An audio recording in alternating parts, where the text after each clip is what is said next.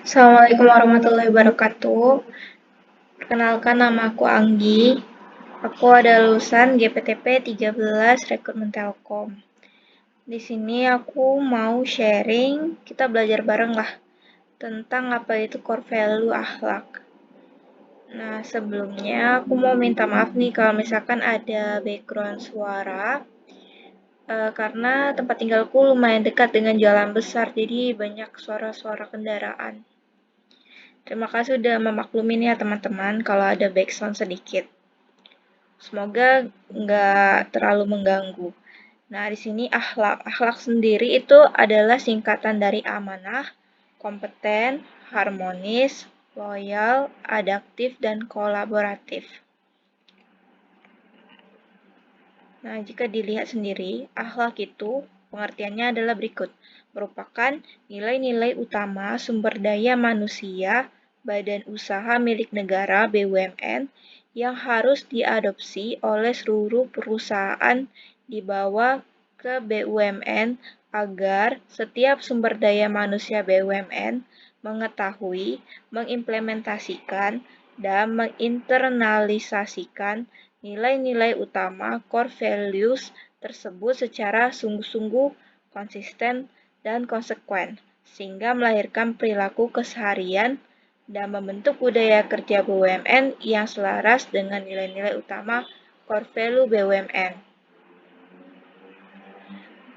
Nah, ini adalah secara general sikap-sikap dari akhlak, menggambarkan sebagai apa, misalkan harmonis, saling peduli, menghargai perbedaan. Nah, ini merupakan kata-kata kuncinya ya teman-teman. Kompeten, terus belajar dan mengembangkan kapabilitas, selalu amanah, memegang teguh kepercayaan yang diberikan. Loyal, berdedikasi, dan mengutamakan kepentingan bangsa dan negara. Adaptif, terus berinovasi, dan antusias dalam menggerakkan ataupun menghadapi perubahan. Kolaboratif, membangun kerjasama yang sinergis. Nah, ini adalah secara resume ataupun singkat mengenai apa itu harmonis, kompeten, pencerminannya bagaimana, sikapnya. Ini ada kata kuncinya ya teman-teman. Nanti kita akan breakdown lagi di slide berikutnya. Nah, berikut contoh perilaku core value akhlak. Jadi, biasanya kalau untuk sekarang tes BUMN itu ada sesi tes yang namanya tes core value BUMN atau tes core value akhlak. Jadi ada 6 kategori kan, A, K, H, L, A, dan K. Nah, ini merupakan singkatan akhlak itu. Tadi kan udah dijabarkan apa aja kepanjangannya kan dari akhlak. Nah, gini kita akan breakdown untuk memahami lebih dalam apa itu kata kunci sifat yang ada di akhlak ini kan. Perilakunya bagaimana, contoh perilakunya bagaimana. Nah, ini aku bikin tabel untuk memudahkan kalian belajar. Yang pertama adalah ini kata kunci core value-nya. Kita belajar kata kunci core value pertama yaitu amanah, yaitu memegang teguh kepercayaan yang diberikan. Nah, di sini aku kasih tulisan yang ditebalkan itu merupakan kata kunci perilaku untuk core value-nya. Ya, kalau di sini kan amanah nih. Jadi, ini udah aku kasih bold nih, komitmen. Terus bertanggung jawab. Jadi, kamu tinggal pahamin, oh berarti orang yang amanah itu adalah orang yang berkomitmen. Maaf, komitmen. Dan bertanggung jawab. Bertanggung jawab atas apa? Atas tugas, keputusan, dan tindakan yang dia lakukan. Dan juga berpegang teguh kepada nilai moral dan etika. Jadi ingat aja komitmen, bertanggung jawab. Ini satu lagi berpegang teguh. Itu boleh sih, tapi agak rancu. Jadi yang aku boldin komitmen dan bertanggung jawab. Contoh perilakunya adalah memenuhi janji dan komitmen untuk memberikan pelayanan terbaik dan solusi atas kebutuhan serta permasalahan pelanggan. Lalu, values kedua yaitu kompeten. Terus belajar dan mengembangkan kapabilitas. Panduan perilaku yang pertama meningkatkan kompetensi diri untuk menjawab tantangan. 2. Membantu orang lain belajar. Ketiga, menyelesaikan tugas dengan kualitas terbaik. Nah, di sini kompeten itu sendiri dia punya kata kunci penting nih, yaitu terus belajar, mengembangkan kapabilitas. Meningkatkan kompetensi diri itu kan sinonim dari mengembangkan kapabilitas kan. Terus menyelesaikan tugas. Nah, orang kompeten itu selalu menyelesaikan tugasnya dengan yang baik dan tepat waktu dan hasil yang terbaik. Jadi diingat aja, dipahamin, dibayangkan orang kompeten itu orangnya seperti apa. Dia mau meningkatkan kompetensi dirinya dengan terus belajar. Lalu dia juga mau membantu orang lain belajar. Terus dia juga menyelesaikan tugasnya dengan baik. Contoh perilaku, meningkatkan kompetensi diri untuk memberi hasil terbaik bagi perusahaan yang melebihi kompetitor. Kita lanjut. Lalu contoh perilaku core value akhlak yang harmonis, yaitu saling peduli dan menghargai perbedaan. Nah, orang yang harmonis itu panduan perilakunya apa? Yang pertama, menghargai setiap orang apapun latar belakangnya. Yang kedua, suka menolong orang lain. Yang ketiga, membangun lingkungan kerja yang kondusif. Nah, kalian pahamin aja, nggak perlu dihafal. Harmonis itu kita bayangkan sebuah lingkungan yang harmonis gitu. Pasti orang-orang di dalamnya itu saling menghargai. Lalu, kalau ada kendala ataupun masalah, mereka suka menolong. Sehingga terbangun atau terbangunlah lingkungan kerja yang kondusif gitu. Nah, kalian pahamin aja, nggak perlu dihafal ya. Karena kalau kalian menghafal, nanti saat mengerjakan soal itu akan menghabiskan waktu dalam mengingat atau mencoba merecall kembali memori. Jadi lebih baik dipahami. Lalu contoh perilakunya apa? Harmonis, suka menolong orang lain selama tidak bertentangan dengan hukum dan norma yang berlaku. Itu ya. Karena kalau misalkan bertentangan hukum atau norma berarti menyalahi core value yang tadi yang sebelumnya, yaitu core value kompeten. Core value amanah, yaitu berpegang teguh kepada nilai moral dan etika. Maaf ya guys, agak malam nih, udah ngantuk. Gitu ya. Lalu loyal. Nah, loyal itu berdedikasi dan mengutamakan kepentingan bangsa dan negara. Nah, orang yang loyal itu gimana sih panduan perilakunya? Satu, menjaga nama baik perusahaan atau menjaga nama baik sesama karyawan, pemimpin, BUMN, dan negara. Yang kedua, rela berkorban untuk mencapai tujuan yang lebih besar. Ketiga, patuh kepada pemimpin sepanjang tidak bertentangan dengan hukum dan etika. Nah, ini lagi ya. Jadi, core value akhlak ini itu merupakan values yang saling satu kesatuan ya. Jadi, tetap meskipun kita loyal kepada atasan, kita tetap harus tidak bertentangan dengan hukum dan etika. Lalu contoh perilakunya bagaimana? Menjalankan tugas dan tanggung jawab yang diberikan oleh perusahaan dengan semangat yang tinggi sepanjang tidak bertentangan dengan hukum dan etika.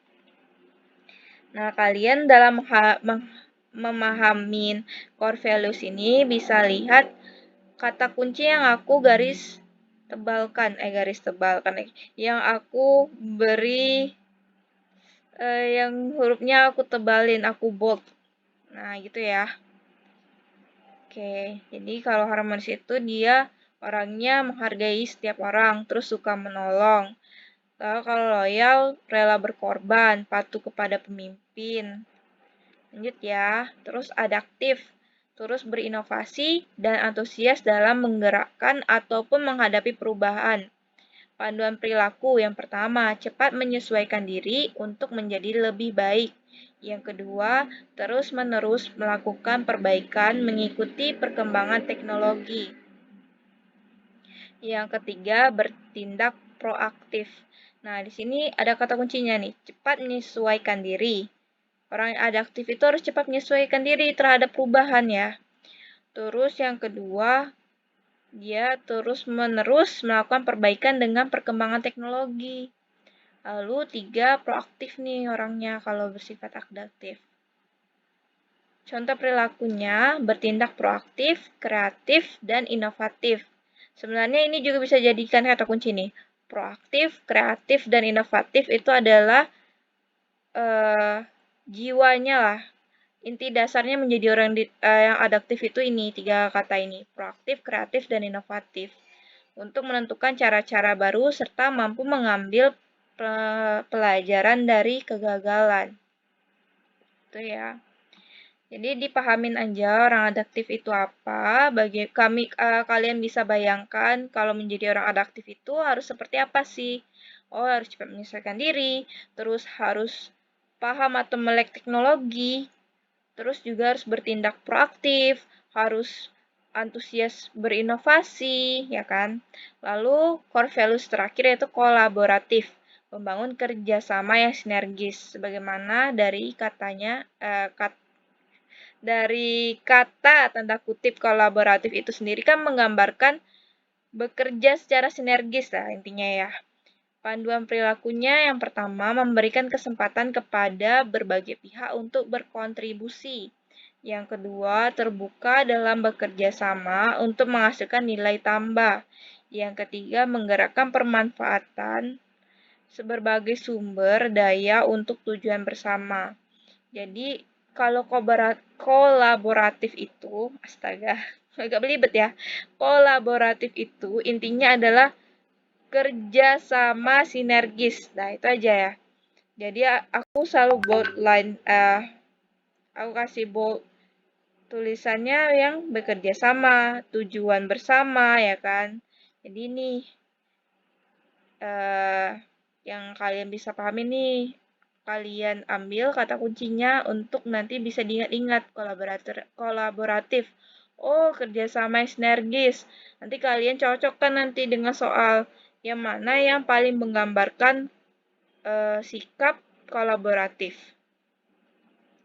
Contoh perilaku, membangun sinergi sumber daya di berbagai bidang secara efisien dan efektif untuk meningkatkan nilai ekonomi dalam mencapai tujuan bersama. Maaf ya teman-teman, kayak suara motornya kencang banget. Padahal aku udah ngerekam ini di jam setengah 12 malam loh. Aduh, perkotaan ya. Gak ada tidurnya apa orang-orang nih. Nah, aku akan kasih 2 contoh soal. Nanti aku akan kasih link soal dan jawaban di kolom deskripsi. Ini kalian bisa belajar, ambil sumbernya dari sana ini. Soalnya aku ambil dari salah satu lembaga kursus BUMN. Saat itu bukan berapa bulan sih, 1 tahun yang lalu. Itu aku ada melakukan webinar persiapan rekrutmen BUMN lah untuk anak-anak lembaga kursus tersebut. Terus aku juga diamanahkan untuk mengajar selama 2 jam lah satu sesi. Jadi aku dikasih materi nih berupa soal. Nah, soalnya udah aku kerjain. Jadi udah ada jawabannya lah. Nanti kalian bisa cek di kolom deskripsi ya teman-teman. Nanti kalau misalkan ada jawaban yang aku mungkin salah, ya dibenarin aja ya. Mungkin aku ada hilap kan ketika ngerjain soal itu. Oke, kita mulai ya contoh soal yang pertama. Nomor 1. Anda diberi tugas untuk mempersiapkan materi presentasi dengan menggunakan program yang sudah dipersiapkan. Setelah dilihat, ternyata beberapa program belum Anda kuasai, sedangkan materi harus dipersiapkan. Langkah yang harus Anda lakukan adalah, nah, kita berhenti dulu di sini, kita fokus ke soal. Yang pertama, kita pahamin, oh kita diberi tugas untuk mempersiapkan presentasi. Lalu setelah dilihat, oh programnya belum kita kuasai ini ternyata, sedangkan materi harus sudah dipersiapkan. Langkah yang kita ambil apa ya? Nah, di sini kita harus mencocokkannya dengan sikap perilaku akhlak tadi yang ada 6 kan. Kita lihat. Nomor 1, ya, jawabannya A. Mengerjakan materi yang sudah dikuasai saja. Yang B, mengerjakan seluruh materi dengan bahan seadanya. Yang C, meminta bantuan rekan Anda yang mahir menggunakan program tersebut untuk mengerjakan seluruh materi presentasi. Yang D, mengerjakan materi yang dikuasai, selebihnya Anda dapat mempelajari terlebih dahulu atau meminta bantuan rekan Anda yang sudah mahir. Yang E, mencoba membuat sendiri dengan program yang umum dipergunakan. Oke, kita bedah jawabannya. Yang nomor A udah pasti tidak ya. Yang A udah kita eliminasi nih. Kalau kita melakukan ini, hanya mengerjakan materi yang kita kuasai saja, artinya kita tidak mau berkembang kan. Dan tidak mau belajar. Jadi kita coret ya. Lalu yang B, mengerjakan seluruh materi dengan bahan seadanya. Nah, ini bukan sifat perilaku yang kompeten kan, bekerja dengan sebaik-baiknya kan, dengan hasil yang terbaik. Berarti kita coret, eliminasi. Yang C, meminta bantuan rekan Anda yang mahir menggunakan program tersebut untuk mengerjakan seluruh materi presentasi. Ini bukan sifat yang amanah ya. Kita kan sudah diamanahkan tugas nih untuk mempersiapkan presentasi, tapi kita malah melemparkan amanah tersebut kepada teman kita. Jadi kita coret ya, ini otomatis eliminasi. Lalu yang D, mengerjakan materi yang dikuasai, selebihnya Anda dapat mempelajari terlebih dahulu atau meminta bantuan rekan Anda yang sudah mahir. Nah, yang D, ini kemungkinan, ini yang paling terbaik jawaban yang bisa kita jawab ya. Tapi kita lihat dulu option yang E, mencoba membuat sendiri dengan program yang umum dipergunakan. Nah, jawaban yang E ini mungkin terlihat benar, tapi nanti hasilnya itu tidak akan sama seperti yang diminta kan. Kita kan diminta untuk membuat program. Nah, beberapa program yang ternyata kita ada yang belum kita kuasai kan. Berarti ada yang kita udah kuasain. Jadi, yang tidak kita kuasain kan tidak mungkin kita tidak kerjakan kan. Maka yang E kita eliminasi karena itu tidak akan memberikan hasil terbaik dalam pekerjaan kita kalau kita mengerjakan seperti ini. Jadi jawaban terbaik adalah jawaban yang D. Jika kita lihat lagi, kita flashback nih. Kira-kira ini mencerminkan core value apa sih? Flashback ya.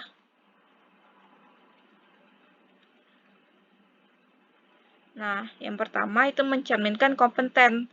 Meningkatkan kompetensi diri untuk memberikan hasil yang terbaik bagi perusahaan melebihi kompetitor. Atau jika kita pahamin, jika kita terapkan dalam case kita tadi, soal pertama tadi adalah kita meningkatkan kompetensi diri kita dengan cara apa? Dengan cara nih mempelajari terlebih dahulu, ya kan? Program yang kita tidak kuasai tadi, atau kita minta bantuan teman untuk diajarkan gitu, minta tolong teman untuk belajar program yang kita belum ketahui. Gitu ya, jadi ada sifat kompeten di jawaban nomor D. Lalu ada juga sifat adaptif nih, cepat menyesuaikan diri, dan juga proaktif untuk menemukan cara-cara yang baru kan. Nah, kita lihat nih, kan mempelajari program baru itu kan kita artinya kita siap dalam mana lah gitu dalam menyesuaikan diri ketika terjadi perubahan yang sewaktu-waktu gitu. Sewaktu-waktu ada perubahan, kita nih terus berinovasi atau antusias Intinya adalah kalau kita adaptif, mau itu ada tantangan di depan kita, kita sudah mengerti bagaimana cara menyelesaikannya, ataupun belum, kita mau untuk belajar gitu, mau proaktif untuk cari tahu gimana cara menyelesaikannya. Nah, gitulah ya. Jadi ini ada dua core value sebenarnya di jawaban yang D ini. Makanya jawaban yang terbaik adalah yang D. Kita silang nanti yang D gitu.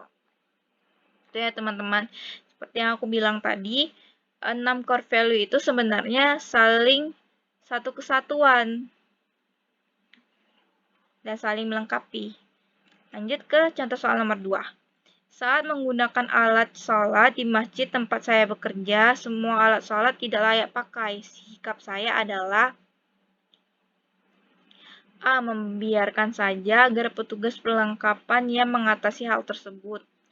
B. Memberitahu rekan kerja di kantor bahwa petugas perlengkapan tidak becus melakukan pekerjaannya. C. Melaporkan kepada bagian perlengkapan dan menyumbangkan beberapa alat sholat agar dapat dipakai di tempat kerja. D. Mencari tahu siapa yang paling sering menggunakan alat sholat dan menyuruhnya menyumbangkan alat sholat. E. Membiarkan saja karena sudah ada bagian sendiri dan kompeten mengurusnya gitu ya. Sebenarnya kalau nomor 2 ini itu udah pasti jawabannya C ya. Nggak usah panjang lebar lagi lah dijelaskan, udah paling bener jawabannya C. Tapi kalau misalnya kita mau breakdown nih, breakdown satu persatu, yang kenapa jawabannya C, kita cocokkan ke core value ya. Melaporkan kepada bagian perlengkapan dan menyumbangkan beberapa alat sholat agar dapat dipakai di tempat kerja. Nah, dengan sikap kita langsung melaporkan ke bagian atau unit perlengkapan, tanpa kita memberitahu rekan kerja bahwa petugas perlengkapan tidak becus, itu berarti kita kan malah mencerminkan sikap yang harmonis gitu. Itu ya. Lalu menyumbangkan beberapa alat sholat. Nah, ini adalah perilaku yang baik kan. Kalau kita lihat nah,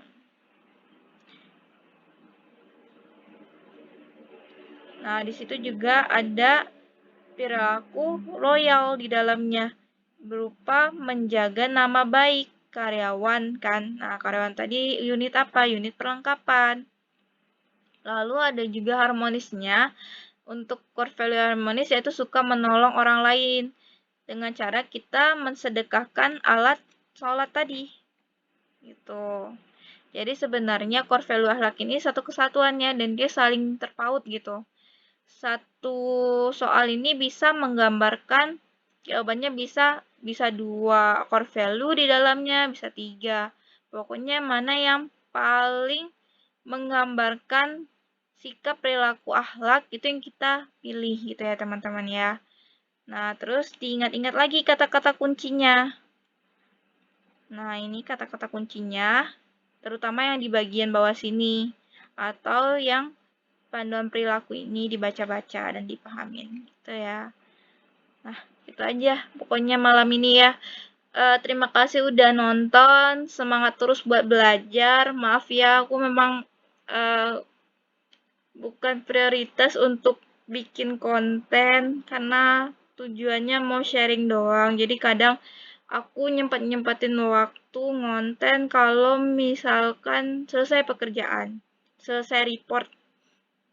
Makanya kayak sekarang aku baru bisa bikin videonya jam 12 malam nih, udah jam 12 malam. Oke, good luck ya teman-teman. Terima kasih udah nonton video aku. Aku harap bisa bermanfaat. Maaf jika ada salah-salah kata.